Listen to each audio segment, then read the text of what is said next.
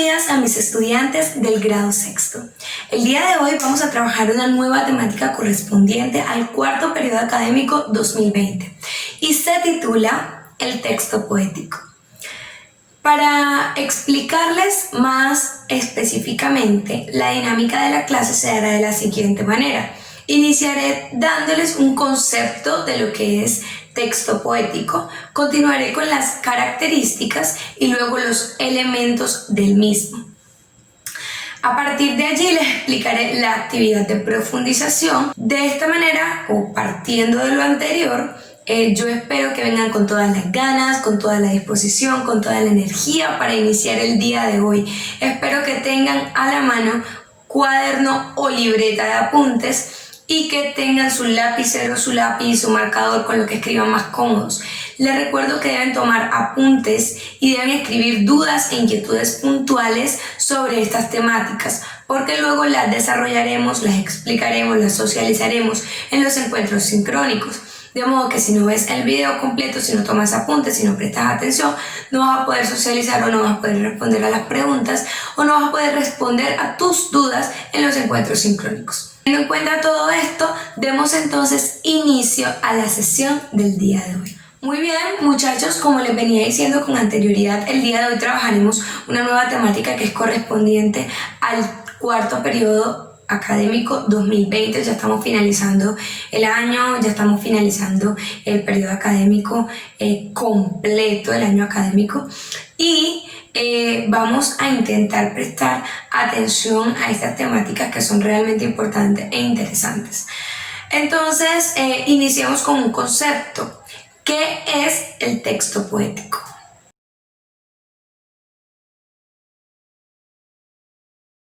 Podríamos decir que el texto poético es una composición escrita que hace parte o está dentro del género literario, específicamente dentro de la lírica y la poesía.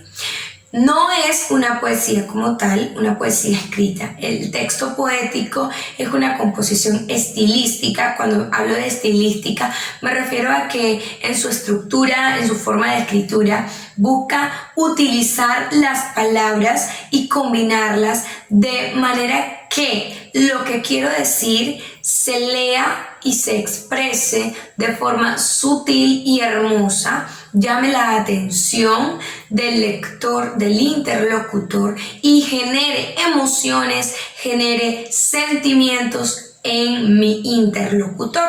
Entonces, el texto poético es estilístico y es una composición escrita estilística diferente a la poesía escrita, que es lo que conocemos que cumple una estructura de unos versos, de unas estrofas. El texto poético no necesariamente debe cumplir con esa estructura de versos y estrofas como lo hace la poesía escrita, y esto es una diferencia que debemos tener muy en cuenta para poder identificar una de la otra, y por eso esta temática. Y es que también el texto poético puede ser escrito en prosa. Por ejemplo, cuando hablamos de la Ilíada o la Odisea, son textos de narración épica escritas en prosa, son poemas escritos en prosa, y al ser poemas son también textos poéticos. Cuando yo hablo de texto poético, no me refiero a una poesía. No me refiero a una poesía escrita, como les decía con anterioridad, porque la poesía cumple ciertas rigurosidades que son específicas y son necesarias de la poesía. El texto poético es más bien un texto escrito, una producción escrita, una composición escrita en la que yo, como autor, hago uso de ciertas figuras retóricas, hago uso de ciertos elementos del lenguaje o que el lenguaje me brinda y me permite estilizar las palabras, me permite estilizar las frases, el texto, de modo que cuando el lector o el interlocutor esté frente a este texto se sienta identificado y sienta una carga de emociones que son transmitidas por medio de este, o que la lectura como tal sea agradable porque la forma de escritura es diferente y se expresa de una manera muy sutil, como les decía con anterioridad. Entonces, conociendo un poco sobre el contexto del texto poético, también el concepto, vamos a hablar o les voy a explicar a continuación las características.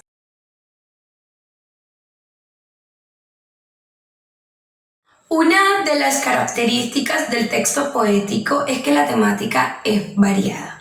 Cuando hablamos de que la temática es variada, me refiero a que puede surgir un texto poético a partir de cualquier cosa. Y un ejemplo de ello podría ser la Ilíada y la Odisea. Cuando yo les digo que la Ilíada y la Odisea es un ejemplo de texto poético, es porque son un poema escrito en prosa, son una obra literaria que es al mismo tiempo un poema escrito en prosa, debido a su estilo de narración y a la forma en la que se expresa el autor. Ahora bien, a su vez es una obra que es de carácter épica porque narra las hazañas de unos héroes. Entonces, lo que hace este texto es expresarse de manera estilística, pero a su vez está hablando de un tema específico que es las hazañas o las situaciones que han ocurrido en una historia que corresponde a unos héroes específicos, a una mitología que corresponde a una época específica. Lo que nos da a entender esto, o lo que nos demuestra esto, es que un texto poético puede producirse a partir de cualquier temática. Yo puedo elaborar un texto poético sobre el medio ambiente, sobre el ambiente, sobre la naturaleza. Puedo elaborar un texto poético sobre una historia que ha ocurrido en mi salón, porque como les digo, el texto poético es más la composición y la forma en la que se escribe que la temática como tal. Entonces, este texto poético puede surgir a partir de cualquier cosa. Su tema es variado. Hablamos de una segunda característica del texto poético y es el vocablo. El vocablo o el vocabulario que se utiliza en el texto poético también es muy variado, pero usualmente es muy sutil. Las palabras que escogemos son eufemismos. Los eufemismos son aquellas palabras que utilizamos para bajar la carga semántica de una palabra o una expresión. Profe, no entendí bien, ¿será que puedes darme un ejemplo? Claro que sí.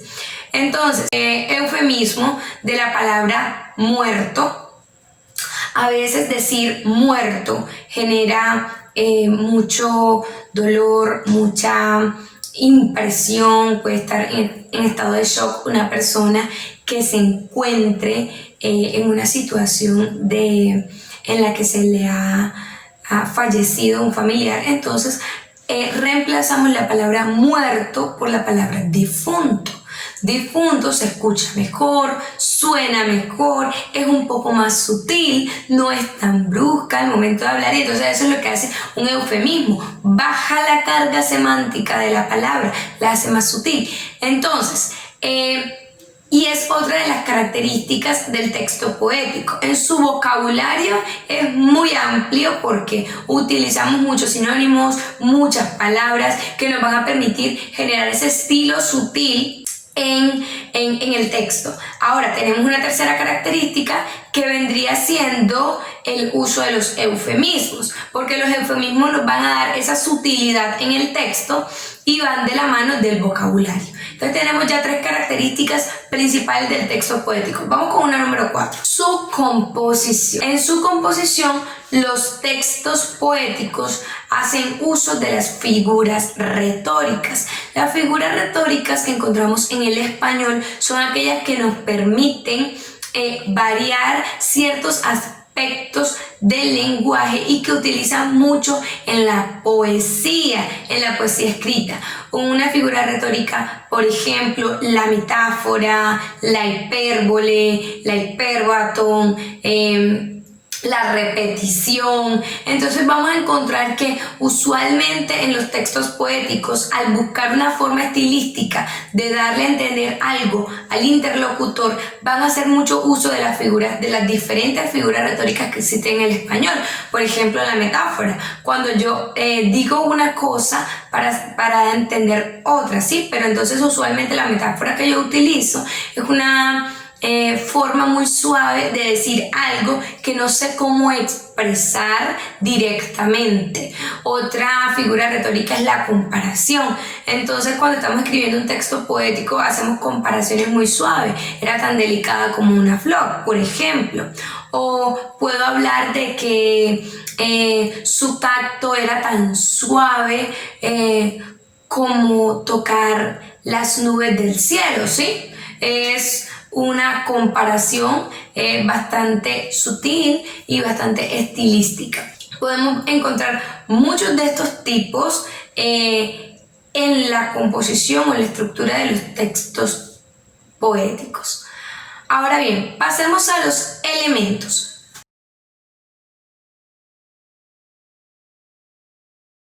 Vamos a encontrar tres elementos principales en el texto poético, que son la rima, la métrica y el ritmo. Ahora bien, antes de iniciar con la explicación, creo que es necesario decirles que, si bien son elementos que hacen parte del texto poético, no necesariamente debes utilizarlos como autor. Es sabido para ustedes que estamos ya en una época avanzada y que muchas cosas han cambiado a partir de la primera vez que se escribió un texto poético, que se escribió una poesía, que se produjo una obra literaria o que se produjo una obra de género épico, por ejemplo. Entonces, al ser así, muchas cosas también han cambiado para los autores o para los escritores. Como tal, son ciertas licencias poéticas que tienen los escritores para hacer uso de ciertos aspectos, de ciertas cosas que usualmente no se utilizan en el español, en la parte gramática o en la estructura o en la composición de ciertos textos. Asimismo, tienen esa autorización para no hacer uso de ciertos elementos o de ciertos aspectos que se consideran importantes o fundamentales en el español. Les voy a poner un ejemplo. Hablamos ya de una licencia poética o de una forma de cambio que ha tenido la poesía escrita. Estoy poniéndoles un ejemplo para que se puedan contextualizar con respecto a los permisos y a lo que consisten las licencias poéticas, ¿sí? Entonces hablamos de una licencia poética o un permiso que ha cambiado, ha marcado un cambio en la poesía escrita cuando hablamos de que los textos que son poesía como tal, no los textos poéticos, sino la poesía como tal, en su escritura y en su composición, se da en su estructura de versos y estrofas. Antes, esos versos y esas estrofas debían tener un número de sílabas en cada verso y en cada estrofa, y el número de sílabas debía ser o estar igual simétricamente con el verso número tal. Por ejemplo, el verso número 1 debía tener 8 sílabas y el verso número 3 debía tener 8 sílabas. El verso número 2 debía tener 7 sílabas y el verso número 4 debía tener 7 sílabas. De modo que el 1 iba pareado con el 3 y el 2 iba pareado con el 4 y se realizaba una rima, por ejemplo. Entonces, las cosas han cambiado porque antes era muy estricto en la producción o en la escritura de lo que era la poesía escrita. Ahora mismo el autor tiene la posibilidad de escribir en sus versos como quiera y como le nazca y le plazca, de modo que se llaman versos libres. Estos versos libres son escritos por el autor y son redactados de la manera en que le nace hacer. No cumplen con una cantidad de sílabas específicas que van pareadas con otro verso, no. Él simplemente puede escribir 8 sílabas en el primer verso, puede escribir una línea o un verso de 14 sílabas en el segundo y él es libre de hacerlo. Puede escribir una estrofa que tenga 8 versos, por ejemplo.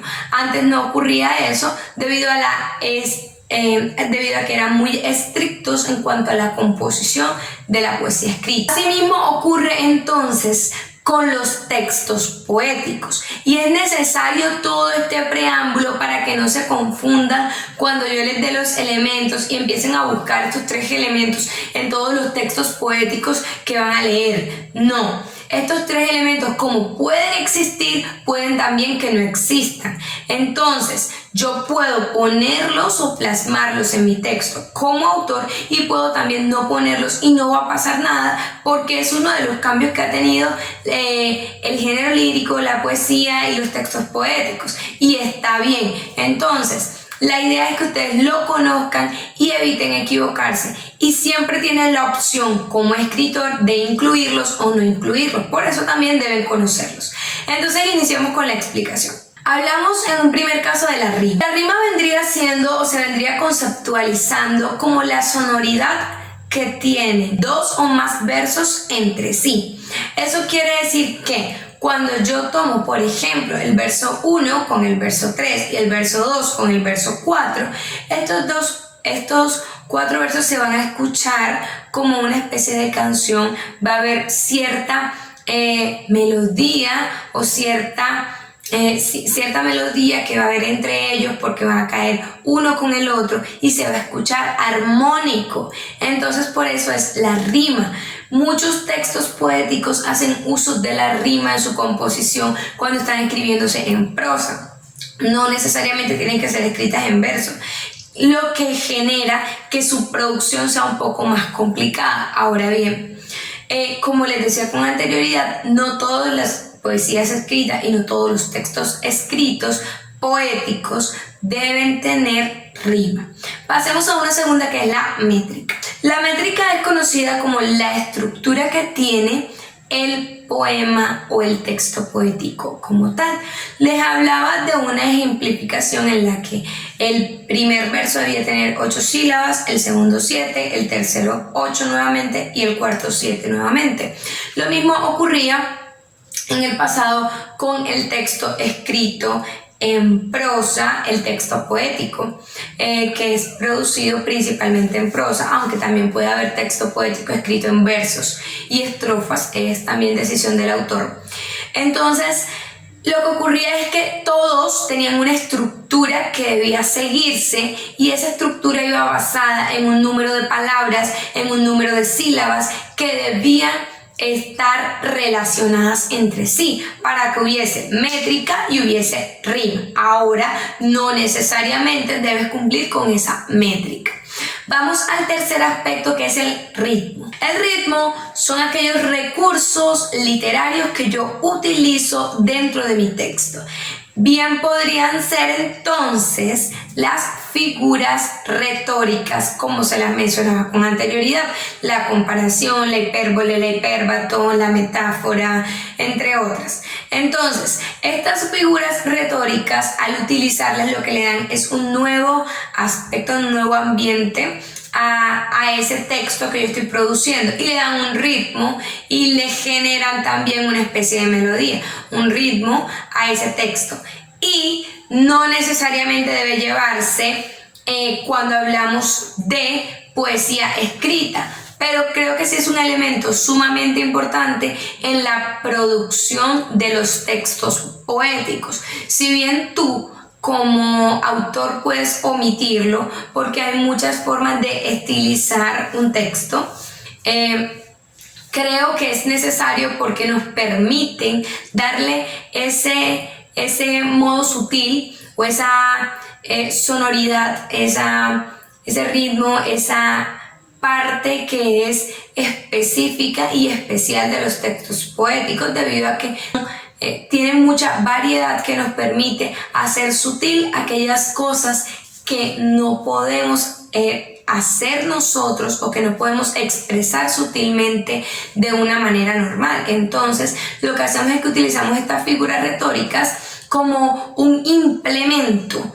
de hacer o de realizar o de transformar una expresión común, una expresión vulgar, a una expresión muy sutil y muy estilística. Teniendo en cuenta todo lo anterior, conociendo conceptos, características y elementos o componentes, pasemos a la actividad de profundización, que consiste en un cuestionario de preguntas de opción múltiple, única respuesta, con respecto al texto poético.